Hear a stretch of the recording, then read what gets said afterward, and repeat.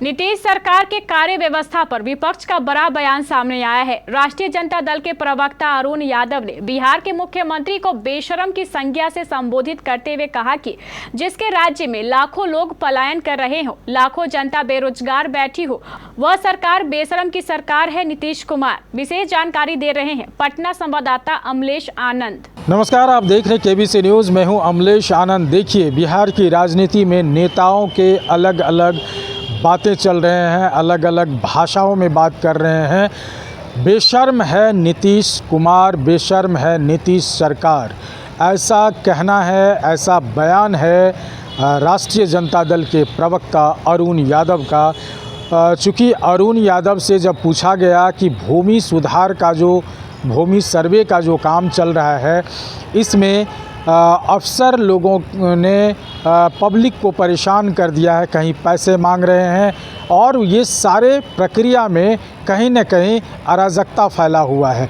इस पर अरुण यादव जो प्रवक्ता है, उन्होंने नीतीश कुमार पर जमकर निशाना साधा है और उन्हें बेशर्म है नीतीश कुमार के संबोधन से भी संबोधित किया है। क्या कुछ कह रहे हैं अरुण यादव, पहले इस बात को सुनिए। लगातार चारों तरफ भ्रष्टाचार चरम पर है और ये निर्लज सरकार कहती है कि भ्रष्टाचार कहीं नहीं हो रहा है। अब जिस भूमि सर्वे की बात आप कर रहे हैं, ये भूमि सर्वे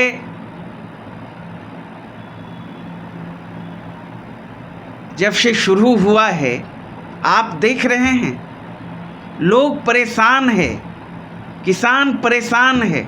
आप चले जाइए अंचल, हजारों की भीड़, खेत खलिहान छोड़कर किसान, गरीब मजदूर सारा काम छोड़कर, जो बिहार के बाहर भी हैं रोजी रोटी कमाने को लेकर, वो भी भागे भागे आ रहे हैं भूमि सर्वे को लेकर। सरकार का जो ये फरमान है और कितनी इसमें विसंगतियां हैं, आप कल्पना नहीं कर सकते।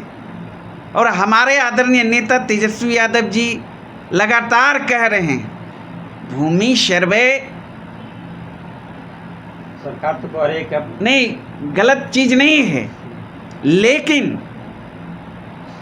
नियम जो है, जो सरकार का गाइडलाइन है, बिल्कुल गलत है, लोगों को परेशान करने वाला है। सरल और सुलभ होना चाहिए नियम, लेकिन वो तो है नहीं। लोग परेशान हैं और खुलेआम, आपने पिछले दिनों नहीं देखा कर्मचारी पैसा लेते हुए पकड़ाए ऑन कैमरा?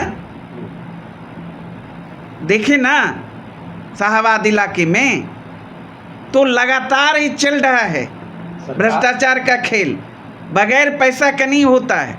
और भूमि सर्वे के बाद भाई भाई में, समाज में और तनाव पैदा हो गया है।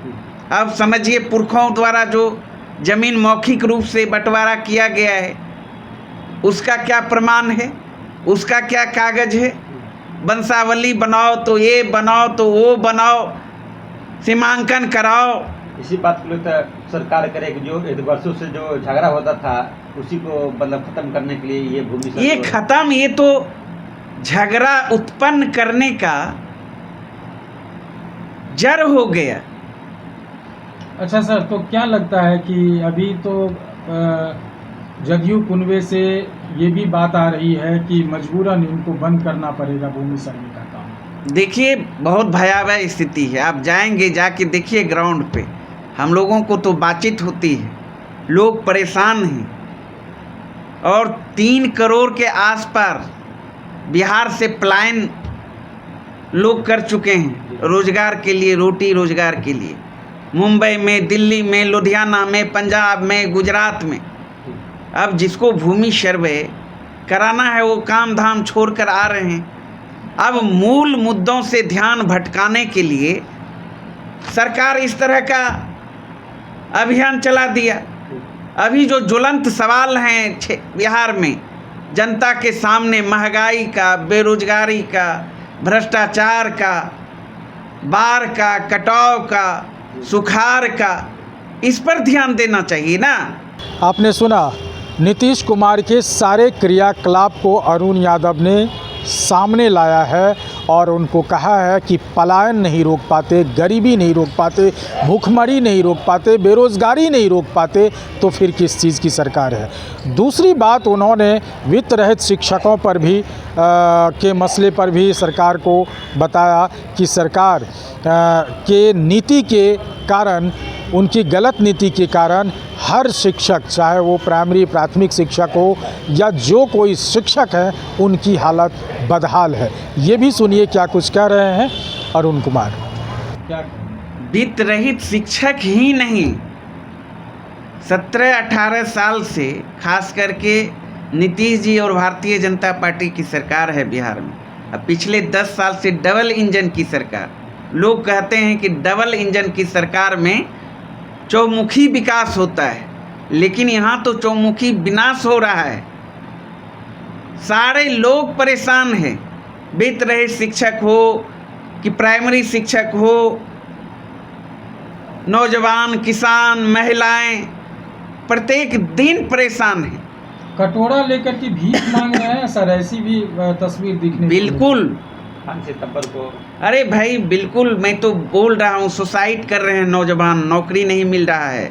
17 महीना का कार्यकाल आप छोड़ दें, महागठबंधन की जो सरकार बनी थी और उस सरकार में हमारे नेता तेजस्वी यादव जी डिप्टी सीएम थे और उनका जो प्रण था नौकरी देने का 10 लाख, उन्होंने 17 माह के सेवा काल में 5 लाख सरकारी नौकरी बिहार के नौजवानों को देने का काम किया। आपने देखा नियोजित शिक्षकों को 4.5 लाख से अधिक जो टीचर थे उसे राजकर्मी का दर्जा देने का काम किया। सिर्फ 17 महीना के कार्यकाल में 2,19,000 शिक्षकों की नियुक्ति बीपीएससी के माध्यम से हुआ। लोगों को नौकरी मिला, मानदेय 2 गुना हुआ, मेडल और नौकरी पाओ, हर तरह के योजनाएं बनी। उसके बाद सरकार जाने के बाद आप देखिए 3 लाख प्रक्रियाधीन नौकरियां छोड़ के आए तेजस्वी जी, वो भी नौकरी नहीं दे पा रहे हैं। तो आपने देखा इस तरह से बिहार की राजनीति चल रही है और सरकार की जो नियमावली है, सरकार के जो कार्य प्रणाली है, उस पर लगातार सवाल उठाते आ रहे हैं विपक्ष और विपक्ष के नेता, जिस तरह से आप बिहार में देख रहे हैं। चूँकि सामने विधानसभा चुनाव 2025 है और उसको लेकर के सारी गतिविधि पक्ष और विपक्ष जी जान लगाई हुई है। अब देखना होगा कि ये बयानबाजी से सरकार पर कितना असर पड़ता है और विपक्ष बयानों के माध्यम से कितने कारगर हो पाते हैं। अमलेश आनंद, केबीसी न्यूज़, पटना।